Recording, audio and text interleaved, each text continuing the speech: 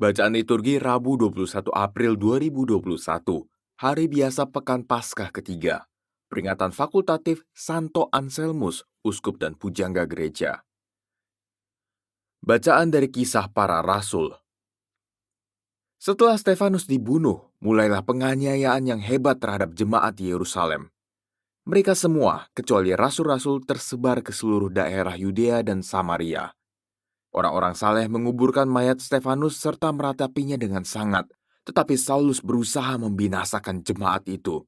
Ia memasuki rumah demi rumah dan menyeret laki-laki dan perempuan keluar, lalu menyerahkan mereka untuk dimasukkan ke dalam penjara.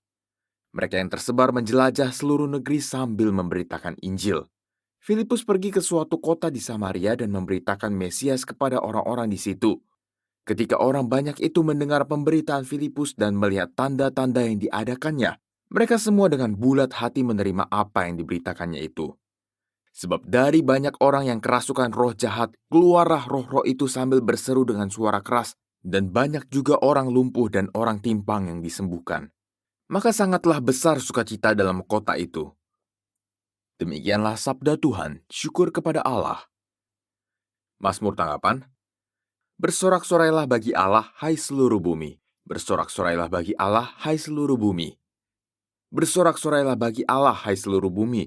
Mazmurkanlah kemuliaan namanya, muliakanlah dia dengan puji-pujian. Katakanlah kepada Allah, betapa dahsyat segala pekerjaanmu. Bersorak-sorailah bagi Allah, hai seluruh bumi. Seluruh bumi sujud menyembah kepadamu dan bermazmur bagimu. Seluruh bumi memazmurkan namamu. Pergilah dan lihatlah karya-karya Allah. Ia dahsyat dalam perbuatannya terhadap manusia. Bersorak-sorailah bagi Allah, hai seluruh bumi. Ia mengubah laut menjadi tanah kering, dan orang berjalan kaki menyeberangi sungai. Oleh sebab itu kita bersukacita karena Dia yang memerintah dengan perkasa untuk selama-lamanya. Bersorak-sorailah bagi Allah, hai seluruh bumi. Haleluya, haleluya. Setiap orang yang percaya kepada Anak beroleh hidup yang kekal, dan aku membangkitkannya pada akhir zaman, sabda Tuhan. Haleluya. Inilah Injil Yesus Kristus menurut Yohanes. Dimuliakanlah Tuhan.